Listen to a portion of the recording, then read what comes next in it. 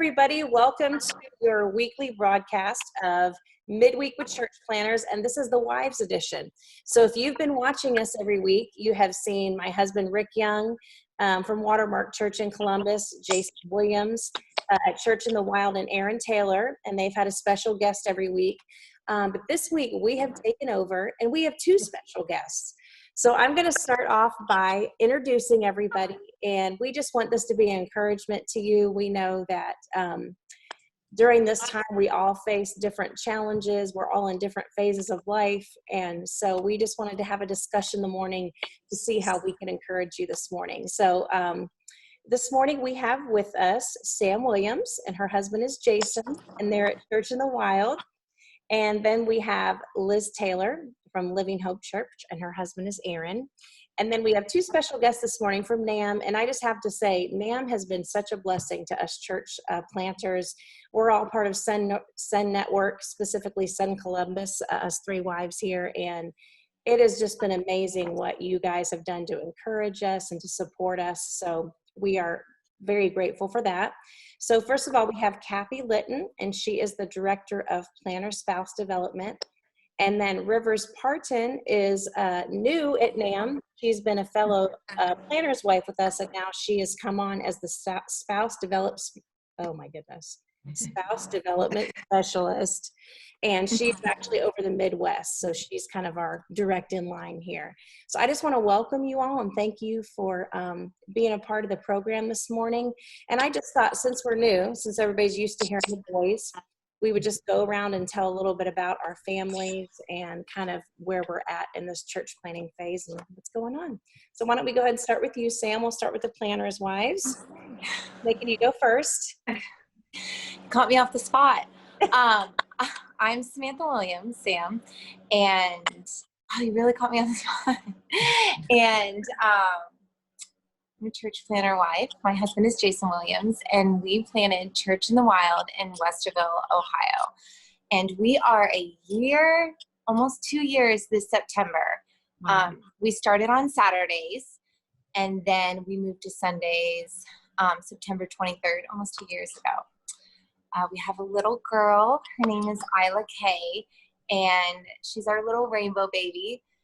And she turned 3 in January. Sorry, quarantine has me like guessing what day it is and who I am.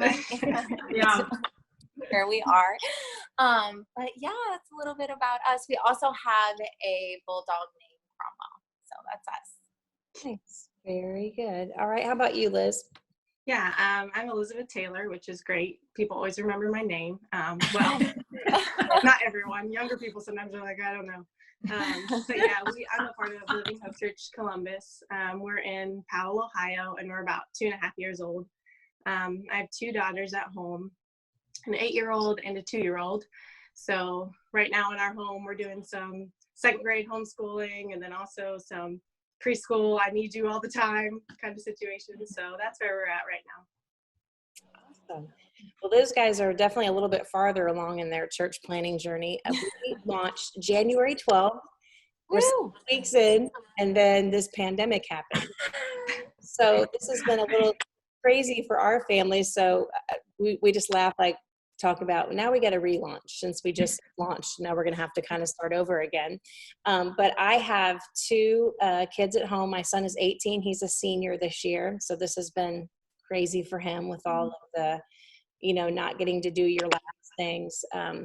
But I have enjoyed having him home because he works all the time and he plays sports. So I was just telling Kathy before this, not often do you have an 18-year-old boy that will watch movies with his mom and play cards all the time with her. So that's been fun. And then our daughter is a music student out at California Baptist University. So she came home. So as some moms, it's kind of crazy, you guys doing school at home and trying to entertain toddlers during this. I'm kind of loving my time with my big kids because I know that my time is limited with them. So, but again, hilarious dynamic at our house. Delaney's a music major. So she's been practicing the piano 2 and 3 hours a day. And, recording all of her tests, playing percussion and all that kind of stuff. So that's been kind of comical, us all trying to coordinate around each other, practicing and Rick Zoom calls and all that. So that's a little bit about me. Rivers, why don't you introduce yourself to us? Yeah, sure. My name's Rivers, like she said, and my husband Dave and I have been married for 22 years, and we have 4 kids. Joy is 13, Lydia is 11, Melody is 9, and Jackson just turned 8 during the pandemic, and he said it was his best birthday of his whole life. So we decided that birthday parties we don't have to do those anymore. No,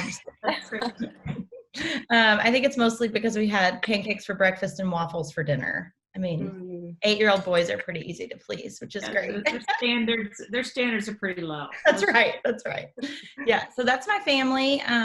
We live in Kansas City on the Kansas side, and planted 3. Our plant just turned 3 years old in November. So yeah, church planted here in the suburbs of Kansas City. And that's who I am. And I serve on the spouse development team with Kathy. And I also started that during the pandemic. So no, at the beginning of April, really right before everything got really locked down. So right. I was like, when I got the word that you were starting doing that, and then I realized how soon it was after the pandemic, I'm like, oh, she's just like our church, just starting out. Now has to like reinvent everything that you do. So that's awesome. Well, Kathy, we're excited that you're here too. Kathy is one of my heroes. I've gone to many conferences and heard her speak. And so when I found out coming on working with the spouses, I was going to get to work with you, I was really excited about that. So it's an honor to have you here today. Well, it's great to be here. I have worked for NAM. It'll be 9 years in June. And the last 4 years, I asked for a change in my role about 4 years ago, that I would focus only on planner spouses. And it really opened up the door for us to really start serving the spouses in a manner which they deserved. And so I lead the spouse development team, and we have 2 full-time employees besides myself, and then a contract worker. And the mission of the spouse development team is to provide care and create community for planting wives and help deliver coaching and training to them across the SEND network. So that's what we're attempting to do. We have the opportunity to meet amazing women in this role, and the stories of women and their contributions to the kingdom of God through church planting is just amazing.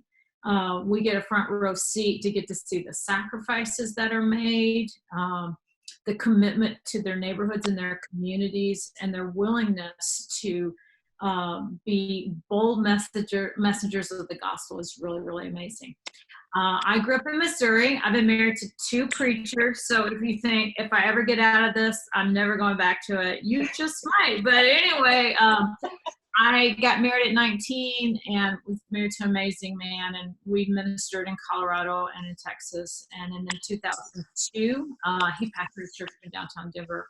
He was killed in a car accident. So I became a widow at age 45, and my life just started taking this trajectory that I did not want, nor would have ever foreseen. But I learned some amazing things about the sufficiency of God and the hope that he gives us through Jesus Christ. It was a powerful time of grief, but also transformation. So after I lived alone and did ministry alone for 7 years, I remarried another preacher. That's where that other preacher comes in. So he also lost his wife in a car accident. So I moved to Mobile, Alabama about 10 and a half years ago, which was the biggest cultural shock of my life, because I never lived in the Deep South. So that's a whole nother topic in itself. But, and God has just put our lives together and our grief and our losses, and he is building and creating, just like we started over, we're building a new marriage, and our love and our understanding for each other is just growing. And it's been a really powerful thing. It hasn't always been easy for Ed and I, either one separately or together, but seeing God at work and what he does to build your life and create one, this has been really encouraging. That's how I got here. Awesome. So if you need any marriage advice, no, I'm kidding. Listen, I want to show you this book I'm reading right here. On that note, now I can't send this book out because I think it's so. Has anybody ever heard of Paula Reinhardt by any chance? She's a counselor. She's the best writer you've never, ever, ever heard of. And she's written this book, What's what's he really thinking? And it's really understanding men. And she draws all this truth mostly from counseling, and it's so politically incorrect. I'm just telling you, it'll never be a bestseller. It didn't go anywhere. It came out in 2009. But she's very respectful of both genders and just trying to talk about our differences. And this is a whole topic in itself. But at my age, like, one of the things I hope I can contribute to younger marriages and then uniquely being married to two different men and starting over the same practice of recreating another marriage together and building that thing. It's just given me eyes that I got married to Rick when I was 19 and this stuff was going on, but I was just too dumb to know. Do you know what I mean? And now I see. But this understanding our men is a really big category. And as soon as I get figured out, I'll tell you. Okay. This book has really been insightful, but sorry, I really chased a lot of rabbits in there. No, that's good. And that's a good way to go in this conversation, because I know, like, for me, and we're all in different phases as far as like where our families are, but I know, one of the biggest challenges for me during this is just how to be an encouragement to Rick. Because like I said before, we had this big launch and then all this happened. And so, being a new church plant, we don't have a lot of the bells and whistles, all the equipment to, record awesome music and all that kind of stuff. So literally the first couple of weeks, and I know you guys can attest to this too, just like the scrambling of like trying to figure out how are we going to do this? What are we going to do? And, just to be able to encourage Rick when I'm discouraged, that's been a big challenge. Mm-hmm. Yeah. I told Kathy this story already, but our plant meets at a school. And so Dave normally goes much earlier than I do. And then by the time I get there, it's about half set up. And then I'm running around to our kids ministry rooms and making sure people got there and all these things. And then it's almost like we high five right before he preaches. It's like we barely see each other, but we're doing live casting from our home. And he's again setting up and he's playing guitar and preaching. And I'm doing a little bit of a welcome and whatever. And about our third weekend, I for some reason, our ducks were a little more in a row, and I had already like got our kids a little bit settled. And I said, "Can I pray for you before we start?" And he was like, "Oh, would you?" Like, I was like, "Well, of course I would." Sorry, it was almost like sorry I haven't offered before. It's just been, but our normal Sunday mornings, that we have some elders and some other people that always pray with him before our service. I'm never a part of that because I'm running around, making sure kids ministry stuff is okay. But that's been just one simple thing that I've been doing on Sunday mornings, just praying out loud for him, 5 minutes before our live stream starts or whatever. And it's just so simple, but it was like, of course I would. I just was making the kids, threatening the children before we started. That's why I did it already, sorry. That's good.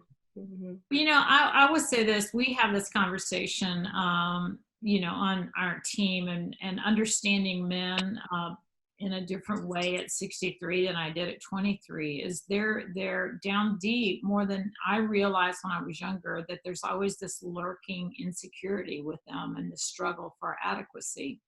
Mm-hmm. And not always, and this is not, we don't create formulas or sweeping generalizations, but when a man feels inadequate, he usually displays some anger or frustration. And then that's usually where the communication train comes off the tracks right there. Because when we perceive anger, it's, it usually is a toxic moment in communication. But understanding that would be their default setting inwardly and not always able to tell you that and express that.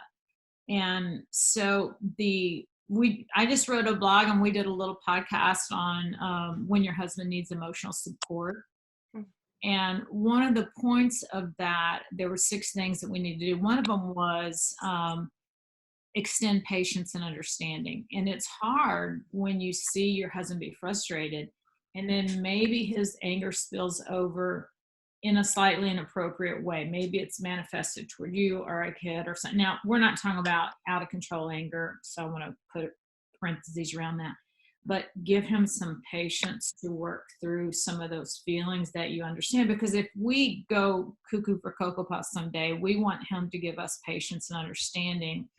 Emotions are a feeling and they don't last very long, and we don't want ever to inflict emotional damage. Do not get me wrong. But on the other hand, to trust that he's going to work through his emotions, we're going to give him a little patience and say, I know my emotions and I know I have to work through them. Thank you for respecting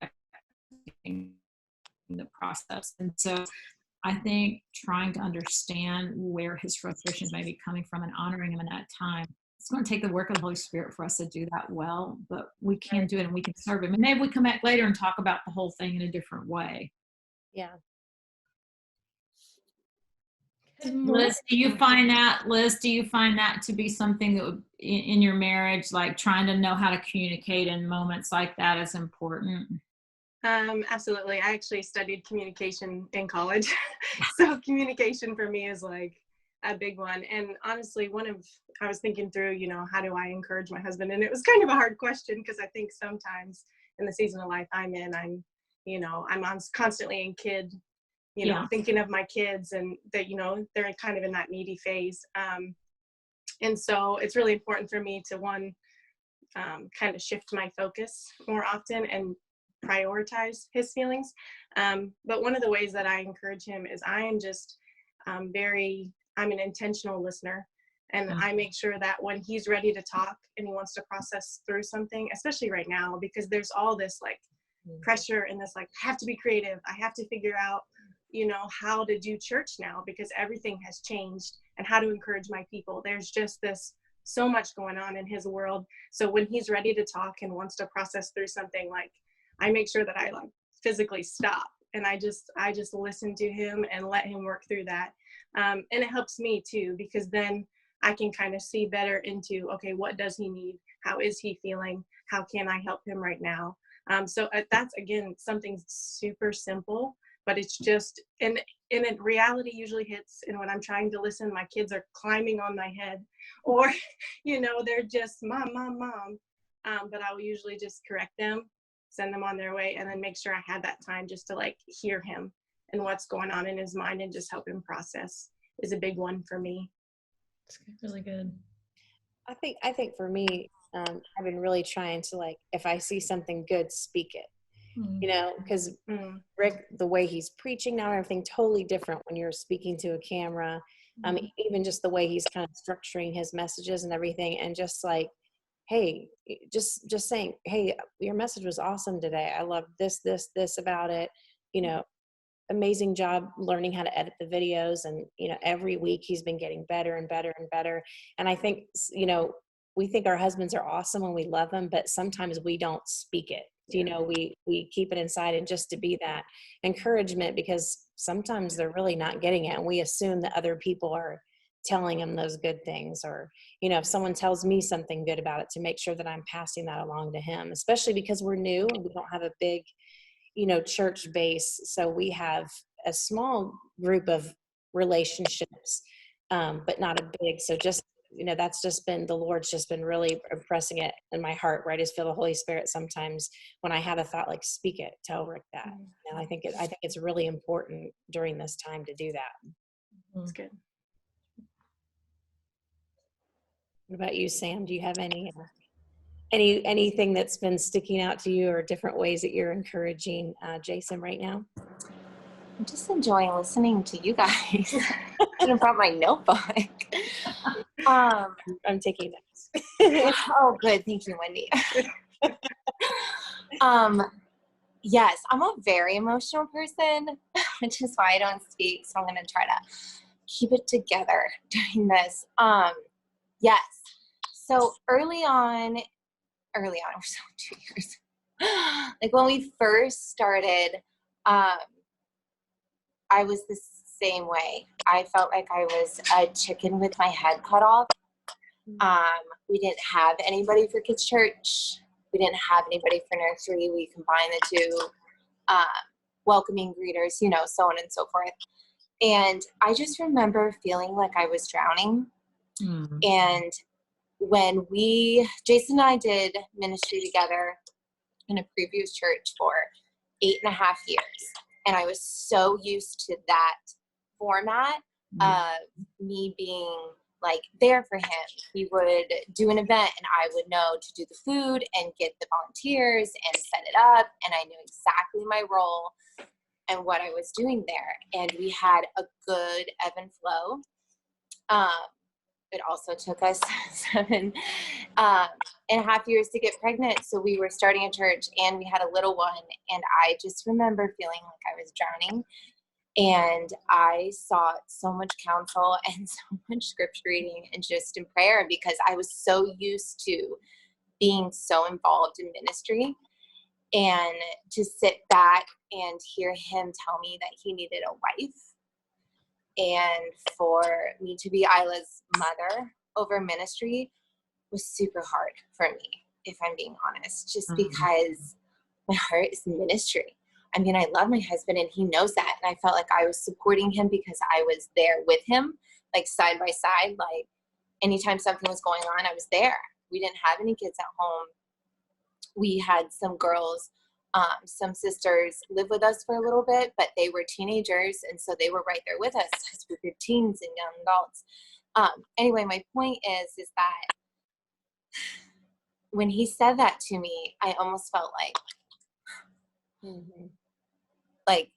I almost am crying now, but I was like, you don't want me to do ministry? Like, you don't need me in the ministry? We planted this church. And that was really hard for me, but through, I mean, just the Lord speaking to me during that time and putting people in my lives. And we've never had anything like this before, anything like NAMS. We've never had support. We've never had other people to go to. We were always kind of told like anything that you were feeling that wasn't positive was to be kind of private. And I'm not a private person. I'm a very open book. So it's always hard for me. But stepping into NAM and having the support and the resources, and it was just a whole new ball game. And the Lord really showed me that aspect, that cheerleader aspect that you guys were talking about being there for him. Because in the end, when this is all done and people will come and go, but Jason and I will always remain constant and the same. Obviously in the Lord, unless the Lord takes one of us. But it was important for me to realize that nobody can cheer him on like I can, and nobody can give him that support and love that he needs from me, his helpmate. And I think that really helped me to understand and see early on. And then the Lord just put people in place. I mean, to hear you, Rivers, say that you were running around and that you were like, of course I want to pray with you.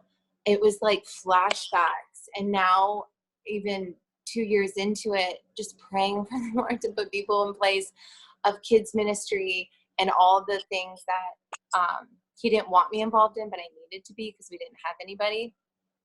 And now I get to find him. Well, back when we had church in the beginning, before church, and pray with him and just hug him and give him a kiss. It was like I could see it on him, and I never realized the impact and how powerful that was for him. And he was like, yeah, like I'm going to do this. Like the Lord is going to speak through me. And, like I can do this from, earlier in the morning where he was like, I don't know what I'm doing. Why did I start a church? Just to see that role, I was like, okay, yeah, I get it. Sam, I want to tell you something that happened to me. Rick was killed right before our 26th wedding anniversary. So something happened about year 21 or 22 in our marriage. He was teaching a sermon series on the book of Genesis in downtown church in Denver, Colorado. And he was going to talk about creation in Genesis chapter 3. It was very challenging, as you know, super secular. And so after he preached this message, the strongest Bible student at our church, he had a PhD in physics. He worked for Martin Marietta. He came up to me. He said, Rick got the science right. He got the Bible right. And he's the most respected man in the church. And he just so affirmed Rick's preaching. So Sunday night we got to bed, and I remember what Ralph had said to me. And I said, oh, this is what Ralph said about your message today.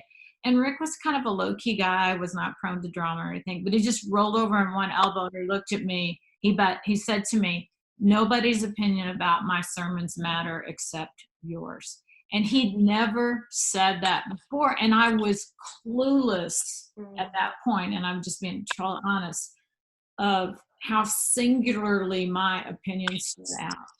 And so I don't think men will, we were deep in our marriage before Rick said something enough that clearly communicated that to me. But I just think we don't get it, how valuable our voices are.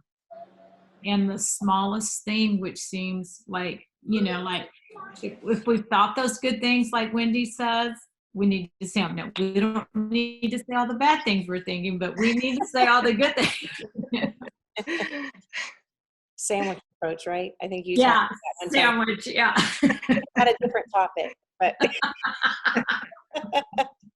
the sandwich, I know. And that is hard sometimes when you know that there's something that you do need to say, but just like praying for the right timing and making sure, everyone's in a good place to receive it if you're going to share it. I had to ask Jay, like, when's a good time to talk? Tuesday afternoons? Okay, that sounds good. And then I also had to like pray, like, Lord, show me if I'm just being like, like, oh, this, and that, or if you're trying to like show me something as a helpmate. And learn the difference. Yeah, I know. And even like for us, like in our marriage, like I've learned, like we don't talk about serious things like money at night when we're both tired. Like we've just had to agree that like, and sometimes we'll even say, hey, tomorrow, could we set aside some time to talk about X, Y, Z or whatever? Just because I've learned the hard way that at night when we're both tired or, when he's just like come home from work or whatever, so it is a lot of time, and it's good to ask. Cause I remember having to ask Rick, like, when would be a good time for us to talk about, these things? And that is a smart question for sure. Mm-hmm. Anybody else have any other ways that they're encouraging their husband through this? Anyone? All right. Well, what are some challenges, maybe with your family, or just what are some challenges, Kathy and Rivers? I know you guys are probably hearing from other planners' wives. What would you say are some of the big challenges that you're facing right now, even just with your families or whatever? You want to start, Kathy? I'll let you. I'm talking too much. You go with the Rivers. I like trying to make you start so we have time to think. No, Right? I'm kidding. Okay, you need me to start? No, No, I can do this. Yeah, I can start. I think we all just mentioned quite a lot of it. Is I think our planters are learning a lot. It's like getting shoved into the deep end of the wave pool. Everything changed like that for most of us. For those of us who meet in schools, like our school district has already told us, don't plan on meeting here until possibly like after the new year, So there's so many unknowns. And I think the pressure that our planting families are feeling is immense, and it's unprecedented, and there's no guidebook. There's not that there is for church planting anyway, but at least the people had some ideas before, and now it's like, what, So I think the pressure to reach the lost, to care for the hurting it's already there. Our planting families have a calling to do this, and then now everything they knew kind of got stripped away. And so I think that is that's immense pressure. And I think for a planting family, they're dealing with that, plus all their personal challenges of possibly income is lessened, their kids are grieving losses, they're grieving personal losses of vacations that were canceled or birthday parties, graduations, So I think the pressure right now is immense on so many different levels and areas.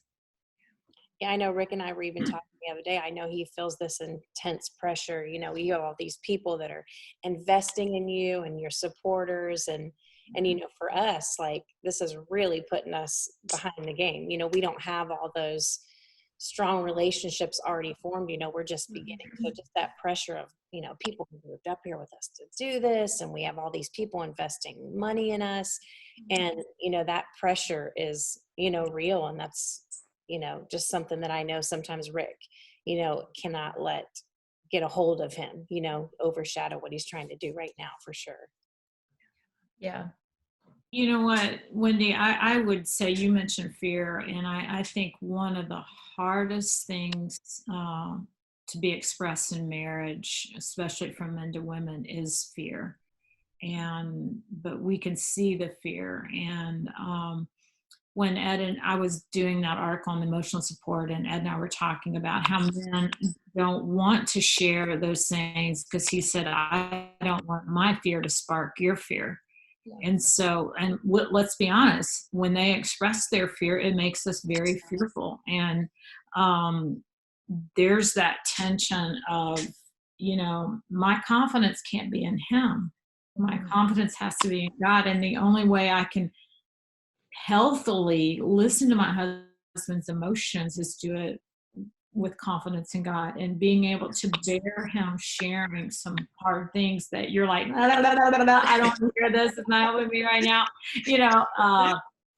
We have to be women of faith and just hand that whole thing over to our Heavenly Father, and not rely on our husband's strength in every moment, or his confidence, or his plan for the next steps, because he's not feeling it all right now. He may have flashes of that, but to bear that is a very sacred thing. But it's also, it's going to take our roots going down deep in God, not in him, and trust him. The other thing I would say this, and I learned this in widowhood, that when you walk by faith and not by sight for me looked very scary. Do you know what I mean? The loss of income, future, everything. Do you know what I mean? So I could not keep my eyes on the deal. I had to walk by faith and not by sight. And what I recognized in that moment for me, that good circumstances had been propping up my faith, and I didn't even know it. And when the good circumstances were gone, it kind of exposed a little bit to where I've been trusting anyway. A regular paycheck from a church. Do you know what I mean? All those kind of things. And it took me back to walking by faith and not by sight. And that was a spiritual and emotional exercise combined together, is to take my fear and the uncertainty of the future. And you guys, the same in your plants. And I know, Wendy, your plant is fragile because it's brand new. Each of you have unique ways you would be fearful, but we have to walk by faith in this moment and trust the unseen hand of God right now. But I begin to see little things popping through the ground as a widow, and I could see these things, how God was working, and some of them were really small. And I would encourage all you planners' wives just to, your faith is really important right now. And it's okay if your faith feels very fragile. That is totally fine. We just have to have that grain of a mustard seed, and we just get up and we put our confidence and trust in God, and we don't look around us, because sight won't be good for us right now. Yeah, that's really good. I think another area that's really difficult right now, or could be really difficult right now, is comparison. The amazing tool of technology that we have to be able to broadcast our services right now and all that. It's so wonderful. And it also is bringing a floodgate of us seeing what all of our peers are doing, or whatever. And so that's an area where we're seeing struggle in our planting families, is just, oh man, their service looked so good, and they had a drum and whatever, there's 1,000 ways we could compare and think, are we doing enough? Is it good enough? Does it have a slick enough look, or whatever it is? And back to how we can encourage, one thing that Dave and I have been doing is just reminding one another of our calling, just saying, God chose us for these people in this neighborhood, on this little living room from this live stream, and is going to use this for his glory, and to just walk by faith in that and trust him. Yeah. One more thing that we do have to take by faith is that God is still planting seeds in people's lives. And we had a report from one of our planners' wives in Salt Lake City, and they were talking about, and it's not very sizable. The church plants in the Salt Lake City area are it's a tough place, very tough place. But their online viewing is just going through the roof all of a sudden in big staggering numbers. I won't go into it, but the Mormons are looking. It's online. And so I just there's fruit that's going to come because of this. And we don't know what that is. I mean, I believe it here in the church where my husband's pastoring an existing church in the South. So I think we also do that by faith and trust that God is planting some seeds that we can't see. And later on, we're going to hear some stories like this happened during COVID. Like when we all thought God was shut down, he was still working. Right before this happened, one of Jason's mentors, Travis Davenport at Covenant Church, I'm pretty sure. I'm trying to get better with names. He said to Jay, and Jay came home and he was like an aha moment. And he basically said like, hey, we're a small church right now, so pastor like a small church. And I feel like sometimes when we were church planning, we were like, I don't know, at least my perspective from him is like kind of, what can we do better? What can we improve on? What can we grow on? And he basically said like, hey, you're a small church. Love your people right now where they are, which was a small church. And that was so helpful during this time because for us, it kind of like set us back and opened our eyes, I feel like, to obviously what was going to be happening and loving our people as a small church and doing the small things. So like, love you. Sorry, my whole family goes to work, so everybody's leaving. My daughter woke up, and my husband's taking her out, and he's taking everybody with him. My mom also moved in with us, so he's taking her. Anyway, he's a great man. But is that doing the small things? So obviously, it was very devastating and crushing that we weren't able to meet as one body, just even seeing people, you know what I mean? Just like seeing their faces and giving them hugs and being there in person. And then we had one of our elders have 2 deaths within 2 weeks, his wife's nephew and then his wife's uncle, and just being there for them when they can't go to the funerals. It's just, sometimes it's overwhelming. But what I was saying, I'm a rabbit trail person too, with the little things is taking them flowers, taking them a card, just dropping it off, saying hi. We did that for one of our greeter families, and I love them to pieces. Their son is in college and plays in our worship band, and she was like, woo! She's one of my favorite people. She's like, this was the highlight, just seeing your face. And I feel like that's what it's about, and kind of encouraging my husband to not, what you were saying, Rivers, not focusing on like, oh, wow, look at their lights. Wow, how's their picture so clear? Or, like, oh, our live stream crashed the other week. And I was like, as a wife, I was in full panic mode because I knew what the next 3 days were going to come with our live stream crashing on Sunday. And we pre-recorded and we were at home. So I like ran out in my Snuggie robe. If you guys know what that is, this is like a full hood and mittens and everything. And I was like, go live quickly. It was like right down my pajamas. I was like, just go live. It's like, okay. So I'm like fixing his hair. Let him borrow the going Snuggie. for him. Go live in the He's like, Snuggie. I don't know what to say. I know. I love my Snuggie. I live in that thing. He's like, I don't know what to say. I'm like, yes, you do. Yes, you do. You just said it yesterday. You can do it. It doesn't matter. It doesn't matter. And so he went live in his PJs with his curly, cute hair going this way and that way. And like to him, he was just like, oh my word, that's the worst thing ever. But the messages that our people sent him of like, hey, I really appreciate, seeing that you care enough just to go live. like he was like throwing off his shirt and throwing on another, and he was like, "Hey, good morning," like sleep crust in his eyes. Oh my Lanta. Like I'm sitting back like, oh, this is bad. But up front, I'm like, yeah, this is good. I'm gonna share this for you. Neighbors are tuning in. We're not sure why, but they're all. Yeah. I'm like, please tune in.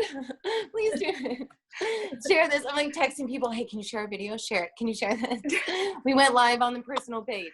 It wasn't even the church's page. Like halfway through, he's like looking at me like, this is my page. I'm like, keep going. I'm going to send it to the church page. I don't know how to send it to the church page. But just that like encouragement. Like I was laying in bed with our daughter and I saw it crash and I was like, jumping out of bed because I knew what was going on in the other room. It was just like things like that I've learned from mentors, and even like hearing, like we went to dinner with Wendy and Jessica, excuse me, I forgot her last name, Crispy. And just hearing them and how important it is to be a cheerleader, because I feel like a lot of times I'm like, you're anointed. Like, you know, this is a calling from God. You don't need me to cheer you on all the time. Like, why do you keep getting discouraged? He called you. What you think, that is that calling gone? Because if it's gone, we should be gone. Is it there? I don't know why I have to be such a cheerleader. But that's me. That's me. I don't like it when people are like, good job. I'm like, no. Yeah. It wasn't me. It was the Lord. Say good job to the Lord. But yeah, men are different, huh? So I'm trying to be more of that. And I can see it on his face. And then in return, what we get as a family from him is just, you know, yeah, it's there. And I'm glad I'm learning it. I'm baby step learning it, but I'm learning it. But yeah, and then just being there, treating it like it is. Like we're a church plant. We're a small church, under 100 members. And so with that comes little like joys as good things. And so we're able to be like super attentive and super personal with the members we do have. And I think just from the responses that I've got is that they really appreciate that. And that means a lot to them. So happy that the Lord showed us that. Sorry, I ramble. This is how I mute myself. Samantha, I just love it that you just like really expose, because I'm sitting here thinking, no, my inclination, my flesh is wired. You have a headache, take an aspirin, you know, suck it up. Yeah. And so I have to fight that. Why are you complaining? Yeah. Oh my goodness. Well, is this stuff really going to go out to the public? Because, you know. Do we edit these? Yeah. No, I love it. I love what you shared. And I think one of the things that is kind of unique about this situation is like we're all, even though we're social distancing and we can't be with each other, I feel like it really is exposing like the realness, like when you're serving out. I think, Liz, that happened to you guys. Was it last Sunday? Something happened with your feed. Oh yeah, I think it happened to all three of us in the same week, right? It all, like, I don't know if it was an Ohio thing, but they all crashed. So Aaron had to do live. He was at the church building doing it, but with his laptop, and it was all grainy and gross. But yeah, that definitely happened to us too. But he was dressed. He wasn't in his PJs. So. I know Rick was like at the end, you know, he always shares the gospel at the end. Well, ours just cut off the last 5 minutes. And I said, well, I guess everybody was already saved. Amen. So we talked about the gospel earlier. So, oh goodness. Well, I think the last thing I wanted to get some advice, you know, from Kathy and Rivers for sure, is just like how would you advise us to process through those hard days? Because I know we're all talking about, you know, how to be an encouragement to our husband and all that. But I mean, there's just some days, and, you know, I'm not a big crier. Sometimes I'm an emotional stuffer, like to a fault. But I know last week when I was watching the broadcast, they had Pastor Johnny on, and Pastor Johnny is our pastor. You know, we served under him. And, you know, I thought everything was fine. And when he got on there and I saw him and I heard his voice, I started bawling. And I think I didn't even know that, like, that I was like, I really am not okay. I mean, I wanted to hug my computer. I just, like, and it's funny because afterwards my daughter was kind of looking at me. She's like, Mom, you okay? And I said, I thought I was, but I guess I'm not okay. But just what would be some advice that you would give us, like how to process through those hard days when we know that our husband and our kids need so much from us, but like we're not doing well? What would you say to that, or how would you speak into that? Man, such a good question. My first thing, and I've been chewing on this thought for the whole time, basically, so this isn't well formulated, but I'm really learning that lament, the process of taking disappointments, sadnesses to the Lord, and that's the difference in lament and complaint, is that you're going to the Lord versus just whining, and I think we all have, the flesh has a proclivity to just whine, but the difference in lament is that you're going to the Lord. And I often stop myself from going to the Lord because the things I'm feeling sad about aren't that big of a deal. And I think for a lot of us in the Midwest, especially, our cities are somewhat isolated. We all know someone who's had COVID-19 or one person who's died. But we can easily watch the news and recognize it's not the same for us here, that we're not dealing with what New York City, Detroit, New Orleans, some of our harder hit cities. I think Columbus is probably fairly similar to Kansas City, where I am.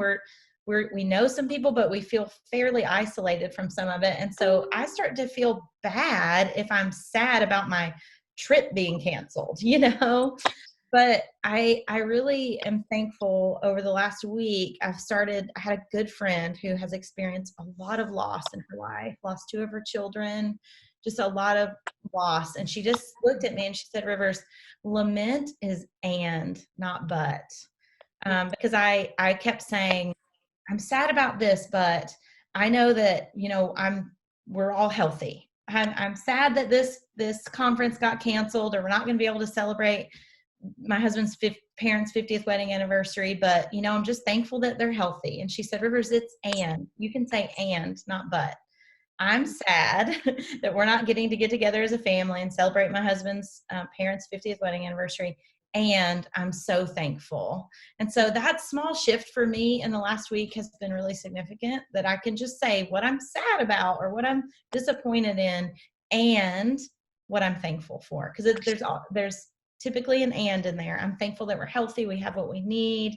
Dave's parents are healthy. They have what they need. And I'm sad that we're not celebrating them together as a family because we're not traveling. So that's probably a little rambly. Like I said, I've been chewing on that lament thought and trying to help myself get past just shove that down, because it's not that big of a deal, And the Lord says over and over that he wants us to come to him, that he cares about every one of our needs, and we see that, he didn't only perform big miracles. I was recently reading through the Gospels, and his first miracle was wine at a wedding. That's not as big of a deal as leprosy or sight, There's not enough wine at a wedding, but that was his first public miracle. He cares about all of our needs and longs for all of us to come to him. So she meant to say grape juice, y'all, but we'll just kind of keep on with it. I forgot. This is a Southern Baptist. Yeah. Okay. I would say this too. I think I saw this, that in the Christian community, we don't know what to do with disappointment and grief in general. And that you will have some people who will say people of faith don't do those things. And there's nothing biblically that supports that kind of thinking. I mean, Jesus wept, and he modeled a fully orbed emotional life. Jesus Christ did. And so he had anger. And so our emotions are not meant to be stuffed or denied. And I could see with grief with me, and I had a grief counselor that happened to be a pastor's wife that lost her husband in death. And she would say grief kind of builds up like a faucet, and that when you expend that out, and she was exactly right, there would be like this dam would kind of break in my heart when I just leaned into that grief, and it was part of the healing process. And so lament is a little different than grief, but pour out my sorrow to God in disappointment, but expend it. And then I felt I was better. And so when people think we don't do this in disappointing times, and it's really sending the wrong signal. It's really, faith doesn't make us have to deny these kind of feelings. We can expend them to the glory of God even. And so be healthy with your emotions and have a healthy mindset. And, you know, this is why community with your sisters in your city with spouses is a really, really good thing. The understanding of that and to carry each other's burdens is really significant. Yeah, that's awesome. That's a great word. And that's one of the things, you know, my son being a senior, he's had a lot of losses and he doesn't really talk about it that much.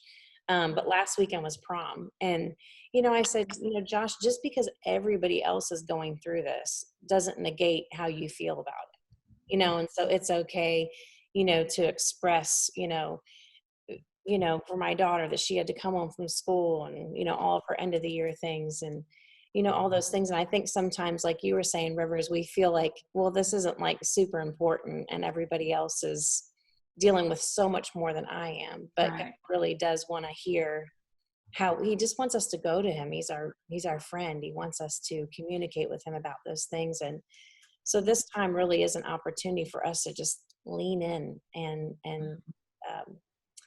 you know, there's all kinds of spaces in us that God wants to fill. And sometimes when we go through something like this, that's when those are exposed and we know that we need him. Yeah. I want to thank you guys for being with us today. My husband's behind me going, wrap it up. But I do want to say, if you are a spouse, a church planner spouse, if you're feeling alone, if you're not connected, at the beginning of this video, all of our information is on the video. So you can go back, you can contact, if you don't have a relationship with the spouse coordinator over your city, or you're just not connected, you know, feel free to reach out to any one of us, because that has been just an incredible blessing to me personally. And I know, you know, to other planners' wives on here, just the support that we get through NAM and the Send Network, it's been a huge blessing. So next week, when you tune in, the broadcast will not be as pretty as it is this week. But the guys will be back. But I do just want to thank each and every one of you for being a part of this week. And our prayer is just that, you know, it will be an encouragement to other wives out there. So tune in next week. Have a good day, everybody. Bye.